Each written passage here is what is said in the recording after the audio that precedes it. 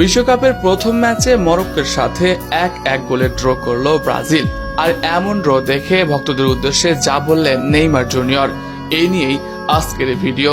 তাই ভিডিওটি না টেনে সম্পূর্ণ দেখার অনুরোধ রইল।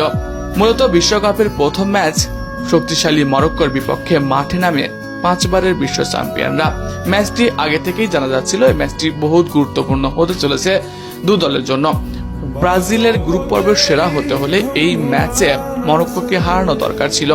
এছাড়া নিজেদের বিশ্বকাপের শুরুটা ভালো করতে হলে প্রথম ম্যাচে জয় দিয়ে শুরু করা অন্যতম লক্ষণ।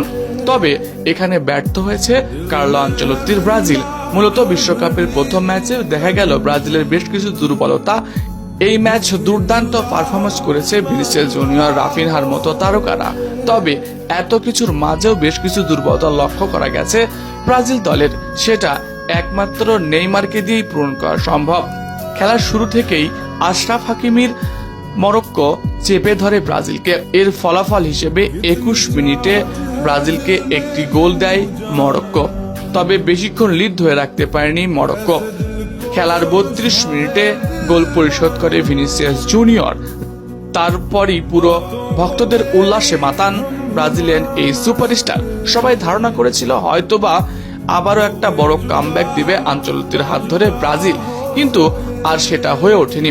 শুরু থেকেই দুদল আক্রমণ চালালেও শেষ পর্যন্ত ফলাফল 1-1 গোলের ড্র নিয়ে মাঠ ছাড়তে হয় দুই দলকে, অর্থাৎ পয়েন্ট ভাগাভাগি করেই ম্যাচটি শেষ করলো।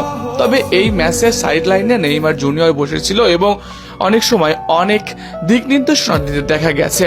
আর বেশ কিছু শটেও নেইমার জুনিয়র হতাশা প্রকাশ করেছে, যেখান থেকে নেইমার থাকলে হয়তোবা গোল করেই দিত। তবে এবার এই ম্যাচ নিয়ে কথা বলেছে নেইমার জুনিয়র। নেইমার জুনিয়র বলেন, আমি খুব কাছে থেকে ম্যাচটা দেখেছি। অবশ্যই এটি একটি দুর্দান্ত ম্যাচ ছিল।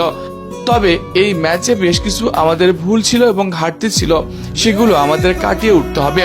তো এই নিয়ে আমি আনচেলত্তির সঙ্গেও কথা বলবো আগামী ট্রেনিং সেশনে। আসন্ন হাইতির বিপক্ষে ম্যাচে আমি খেলতে যাচ্ছি।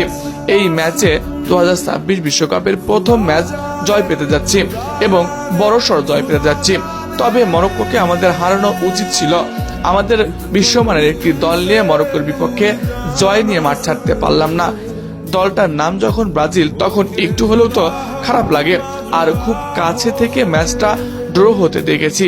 বিশ্বকাপের মতো মঞ্চে প্রতিটা পয়েন্ট গুরুত্বপূর্ণ হয়ে থাকে। ফুটবলে কোনো ছোট দল থাকে না, কখন কি হয়ে যায় এটা আসলেই বলার অপেক্ষায় থাকে না। তাই সবকিছু মিলিয়ে আসন্ন হাইতির বিপক্ষে ম্যাচে আমাদের আরো ভালো করতে হবে। মরক্কোর বিপক্ষে যেসব ভুল ছিল এই সব ভুল শুধরে নিয়ে আশা করছি আমরা হাইতিকে হারিয়ে দিব। প্রিয় দর্শক, হাইতির বিপক্ষে ফিরছে নেইমার জুনিয়র। নেইমারের অপেক্ষায় কে কে আছেন সাবস্ক্রাইব এবং কমেন্ট করে জানিয়ে দিন। ধন্যবাদ সবাইকে।